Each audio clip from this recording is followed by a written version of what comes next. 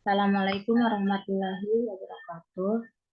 Perkenalkan, saya Rias Arya Stavamba. Di sini saya akan mempresentasikan kesan kebidanan gangguan reproduksi dengan sebuah amnesitis pada Nyonya V, umur 27 tahun. Dosen pengampu, Ibu Siti Mutlika, SSK, MKes.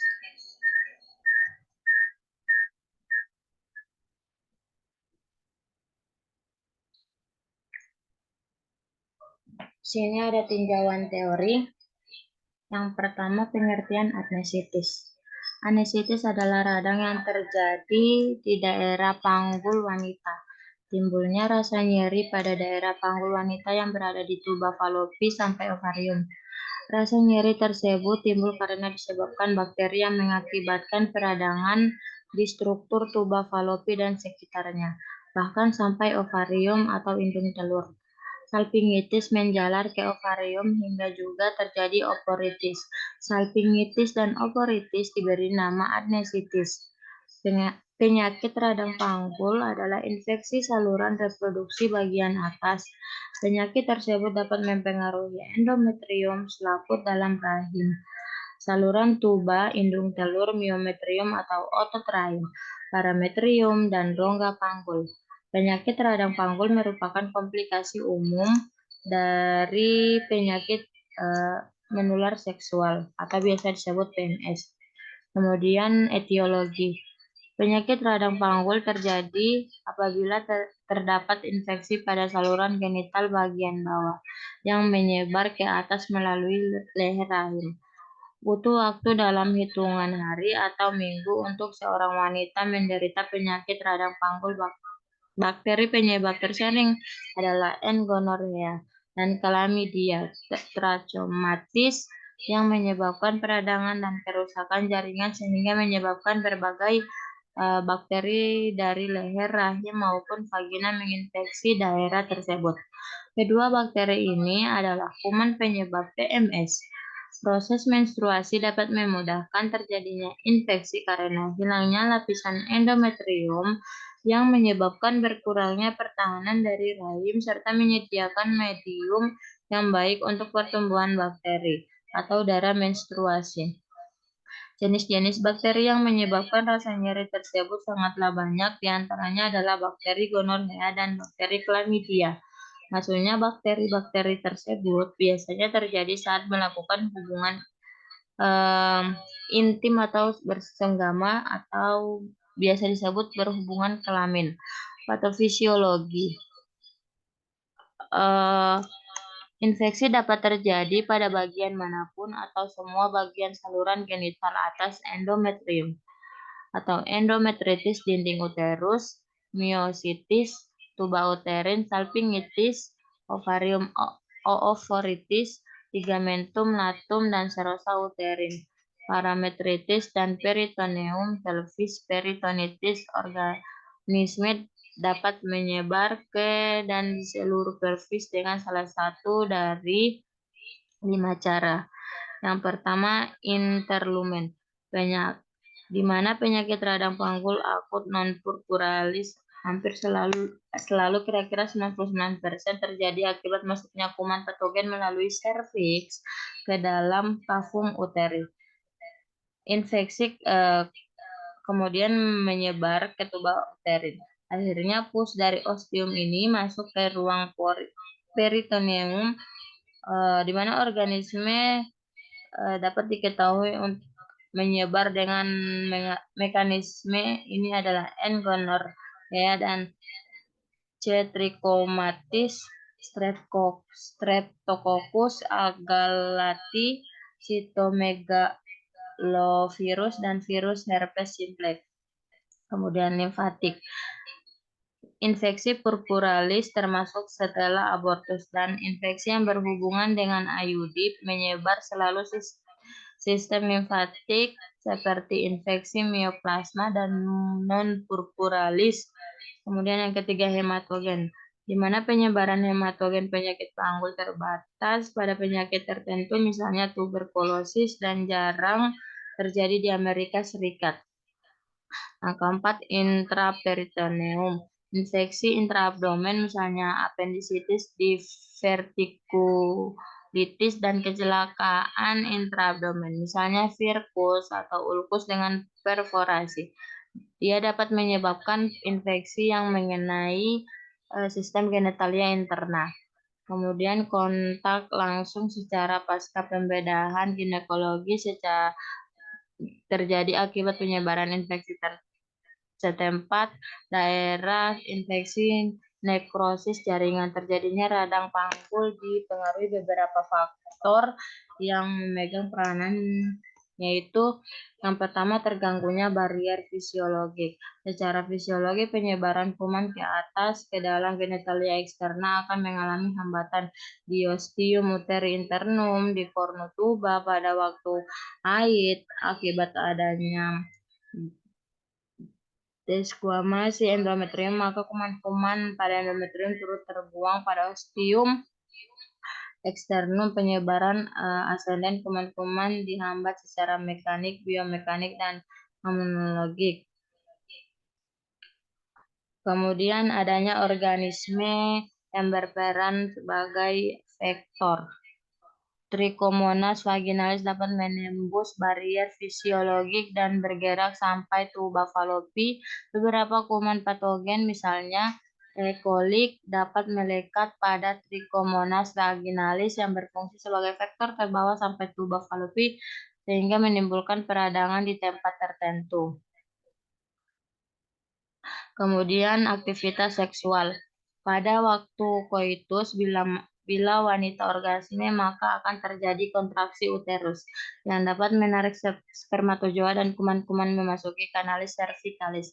Kemudian peristiwa haid, radang panggul akibat gonorea mempunyai hubungan dengan siklus haid. Peristiwa haid yang siklis berperan penting dalam terjadinya radang panggul gonore. Periode yang paling rawan terjadi radang panggul adalah pada minggu pertama setelah haid. Nah, di mana cairan haid ini dan jaringan nekrotik ini dapat merupakan media yang sangat baik untuk tumbuhnya kuman-kuman gonore. Pada saat itu, penderita akan mengalami gejala-gejala salpingitis akut, disertai panas. Oleh karena itu, gejala ini sering juga disebut sebagai febrile menses. Kemudian tanda dan gejala. Yang pertama menyebabkan demam atau suhu tinggi, leukosit tinggi, kemudian nyeri di sebelah kanan atau kiri rahim. Kemudian setelah beberapa hari ditemui tumor pada tempat dengan batas tidak jelas serta nyeri bila ditekan. Gejala paling sering dialami adalah nyeri pada perut dan panggul. Nyeri ini umumnya nyeri tumpul dan terus-menerus terjadi beberapa hari setelah menstruasi terakhir, diperparah dengan gerakan aktivitas atau senggama.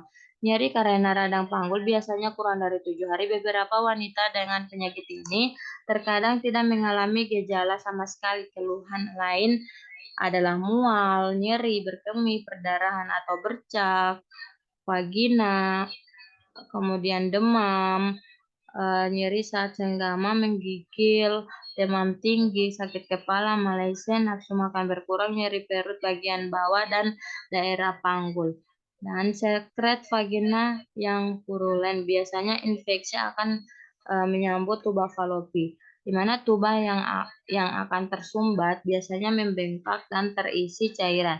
Sebagai akibat bisa terjadi nyeri menahun, perdarahan menstruasi yang tidak teratur, dan kemandulan. Infeksi bisa menyebar ke struktur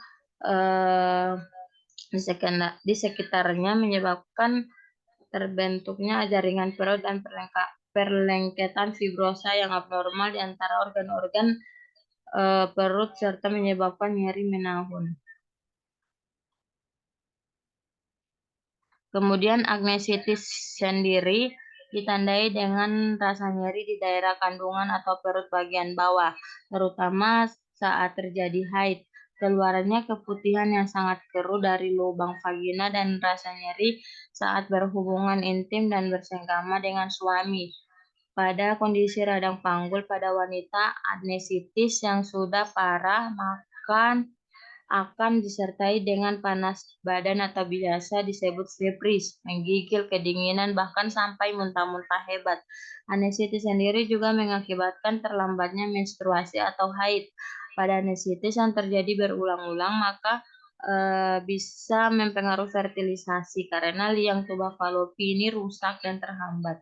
Ada juga yang mengatakan anesitis bilateral, yakni penyakit infeksi pada organ reproduksi wanita sebelah kanan atau kiri.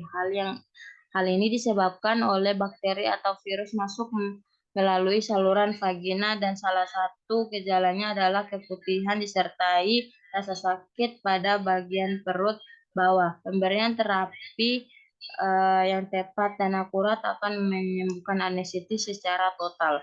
Kemudian pemeriksaan penunjang ada USG, UKG, kolposkopi, dan laparoskopi. Tidak berarti kecuali bila mana pemeriksaan tersebut tidak dilakukan pemeriksaan biopsi. Kemudian pencegahan, hindari seks bebas atau free sex.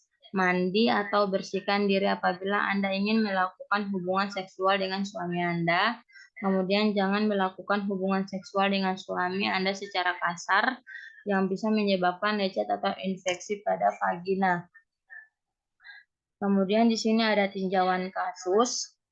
Yang pertama pengkajian hari pertanggal Kamis 8 Desember 2022 pukul 9.30 waktu Indonesia Barat, tempat BPM Kasih Bunda.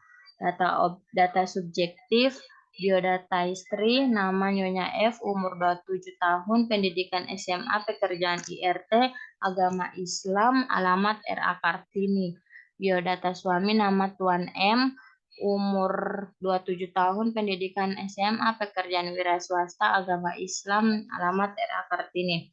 Keluhan utama, Ibu mengatakan sejak 10 hari yang lalu terasa sakit pada perut bagian bawah sebelah kiri dan nyeri ini bertambah saat haid. Begitu juga dengan pengeluaran darah haid yang banyak hingga ganti 3-4 kali pembalut per hari. Keputihan berbau dan gatal. Ibu mengatakan suami apabila biarkan mengeluarkan nanah dan merasa nyeri pada saat buang air kecil. Kemudian riwayat kesehatan sekarang, Ibu mengatakan bahwa saat ini tidak sedang menderita penyakit apapun, namun saat ini merasakan sakit pada perut bagian bawah sebelah kiri dan nyeri ini bertambah sewaktu-waktu haid serta dengan pengeluaran darah haid. Kemudian riwayat kesehatan dulu. Riwayat kesehatan yang lalu, Ibu mengatakan tidak pernah menderita penyakit menurun seperti diabetes mellitus, hipertensi, asma, menahun, jantung, paru-paru, dan ginjal, menular, epilepsi, TB, hepatitis. Kemudian riwayat operasi, Ibu mengatakan tidak pernah dioperasi, baik operasi usus buntu atau operasi lainnya. Kemudian riwayat kesehatan keluarga. Suami mengeluh bila BAK keluar nanah. Dalam keluarga tidak ada riwayat penyakit menular dan riwayat gangguan sistem reproduksi. Kemudian riwayat perkawinan, menikah usia.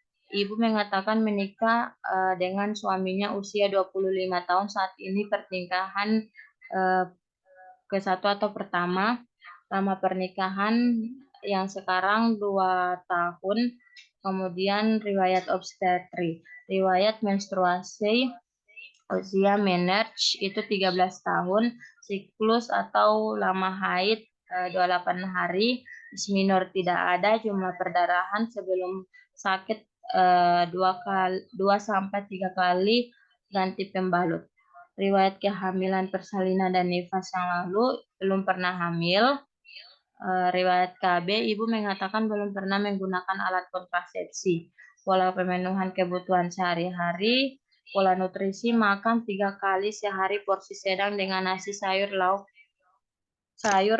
dan lauk. minum 7-9 gelas air putih setiap hari. Pola eliminasi BAK 5-6 kali per hari, BAB 1 kali per hari. Pola aktivitas, ibu melakukan pekerjaan seperti pekerjaan menyapu rumah, mencuci baju, mencuci piring, memasak, dan menyetrika. Kemudian pola istirahat ini siang lebih kurang 1 jam, malam 8 jam, gangguan tidak ada. Kebersihan pribadi, ibu mandi 2 kali sehari, gosok gigi 2 kali sehari, keramas rambut 3-4 kali seminggu, dan memotong kuku kalau panjang, mengganti pakaian 2 kali sehari. Pola seksual, kegiatan seksual dilakukan 2 kali seminggu dan akhir-akhir ini sering merasakan nyeri. Data psikologis, keadaan psikologisnya, ibu mengatakan merasa cemas karena sakit pada bagian perut bawah sebelah kiri, dan nyeri ini bertambah sewaktu haid, keputihan, berbau, dan gatal. Riwayat sosial budaya, perilaku kesehatan, setiap anggota keluarga yang sakit selalu ke dokter untuk memeriksa kesehatannya. Hubungannya ibu dengan suami dan masyarakat lingkungannya sekitar, ibu mengatakan keluarganya harmonis. Suami sangat mendukung dalam hal kesehatan dan perhatikan setiap ada anggota keluarga yang sakit. Rohani data, ibu mengatakan rajin melakukan sholat 5 waktu dan selalu mendoakan kesehatannya. Kemudian pengetahuan tentang kesehatan reproduksi, ibu mengatakan tidak mengetahui tentang kesehatan reproduksi. Kemudian data objektif, pemeriksaan umum, keadaan umum sedang, tingkat kesadaran kosmetis, tanda-tanda vital, tekanan darah 110/70 mmHg, suhu 37,5 derajat Celcius, nadi 88 kali per menit, respirasi atau pernapasan 24 kali per menit. Antropometri, berat badan 54 kg, tinggi badan 160 cm. Pemeriksaan fisik, kepala bentuk mesokepal, kulit kepala bersih dan rambut tidak rontok, wajah lonjong bersih, mata simetris, konjungtiva merah muda, sklera putih, hidung bersih, tidak ada polip, mulut, mukosa bibir lembab, tidak ada stomatitis, tidak ada karises dentis, dan lidah bersih, telinga bersih, tidak ada serum, leher tidak ada pembesaran kelenjar tiroid dan kelenjar getah bening, dada simetris, tidak ada benjolan abnormal, bernapas teratur, dan tidak ada retraksi dada. Kemudian payudara simetris, tidak ada benjolan abnormal, perut tidak ada bekas operasi, tidak ada pembesaran hepar, dan tidak ada pembesaran limfe. Punggung tidak ada kelainan lordosis, kyfosis, dan skoliosis. Genitalia tampak kotor dan berbau. Tidak ada varises, tidak ada odem. Pada pembalut tampak ada warna keputihan, kuning kehijauan, dan berbau amis. Dubur tidak ada hemoroid. Ekstremitas atas telapak tangan sedikit kemerahan dan tidak ada odem.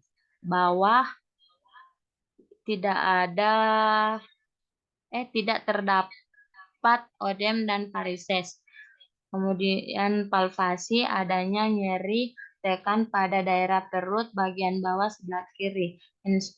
Inspeksi vulva, tidak ada odem, tidak tampak adanya varises. Porsio, tidak tampak adanya erosi, tampak pengeluaran sekret kental dan berbau. Vagina tidak ada kelainan. Pemeriksaan penunjang ini tidak dilakukan. Kemudian yang kedua, interpretasi data. Diagnosis Nyonya F, umur 27 tahun dengan adnesitis. Ibu mengatakan DS, Ibu mengatakan sejak 10 hari yang lalu rasa sakit pada perut bagian bawah sebelah kiri dan nyeri ini bertambah saat haid. Begitu juga dengan pengeluaran darah haid yang banyak hingga ganti 3-4 kali pembalut per hari. Keputihan berbau dan gatal, ibu mengatakan suami apabila BAK mengeluarkan nanah dan berasa nyeri pada saat buang air kecil.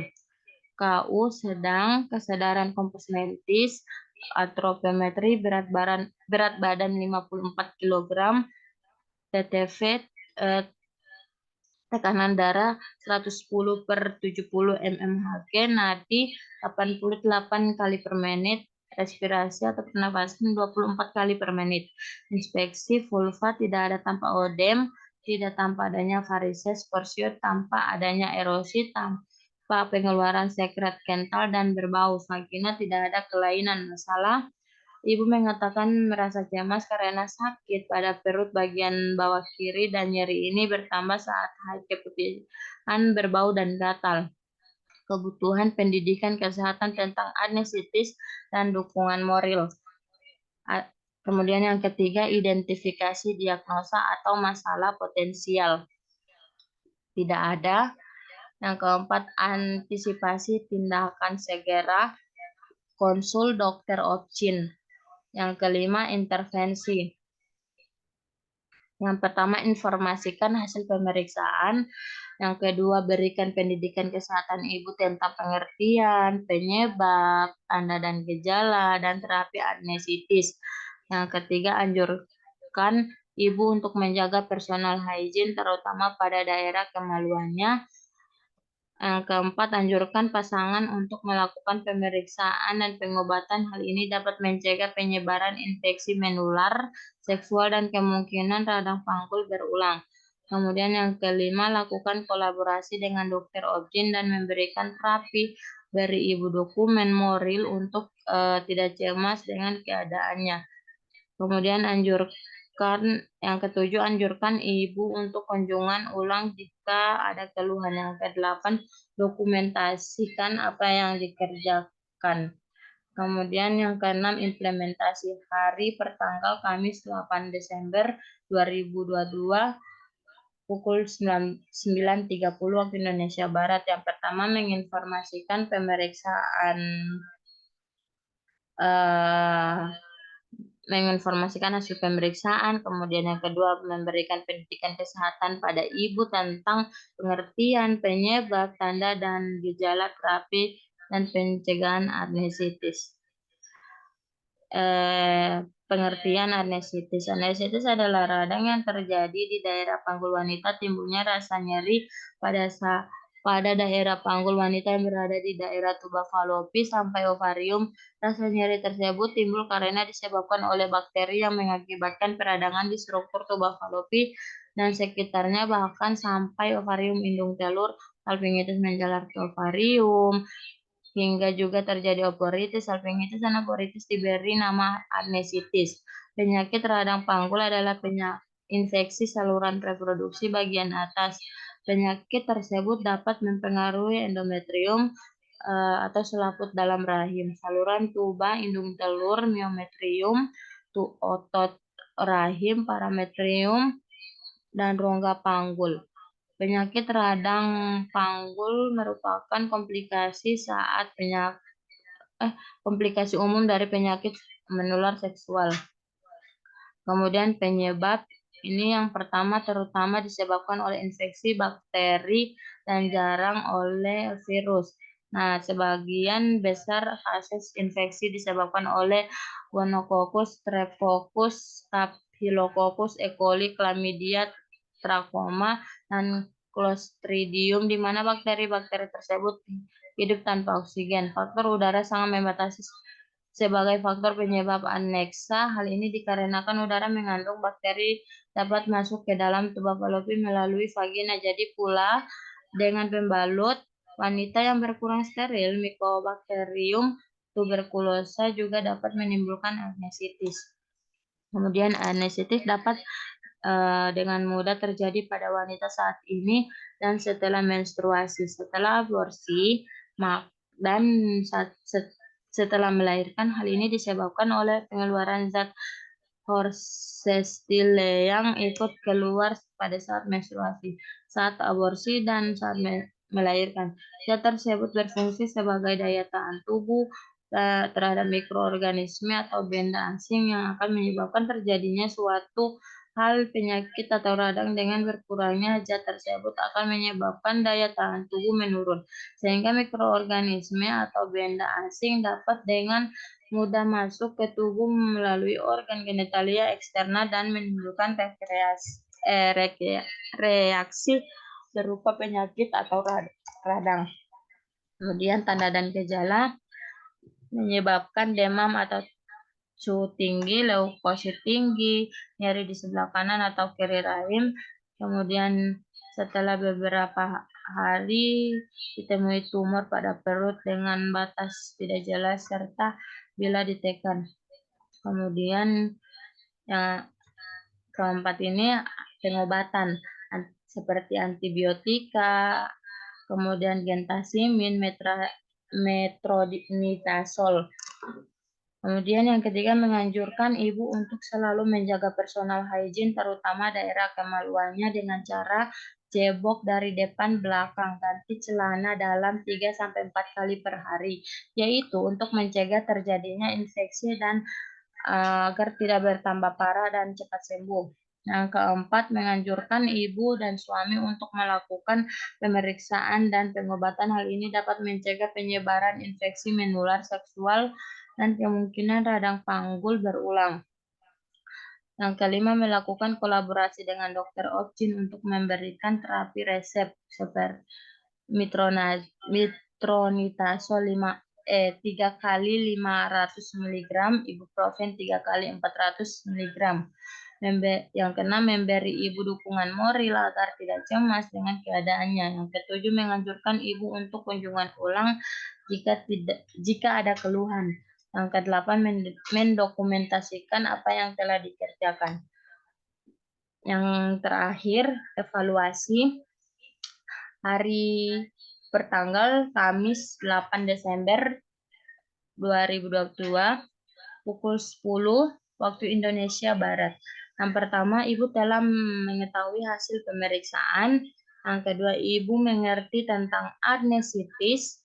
Yang ketiga, ibu mengerti dengan penjelasan yang diberikan dan berjanji akan menjaga kesehatan alat kelamin agar tidak terjadi infeksi dan adnesitis yang membuat parah. Yang keempat, ibu dan suami bersedia melakukan pemeriksaan. Yang kelima, ibu sudah bisa menerima keadaannya dan merasa lebih baik setelahnya mendengar penjelasan yang diberikan. Yang keenam, ibu sudah menerima obat minum yang diberikan oleh bidan. Yang ketujuh, ibu mengatakan akan datang lagi apabila ada keluhan. Yang kedelapan, sudah dilakukan pendokumentasian. Kemudian ini ada daftar pustakanya.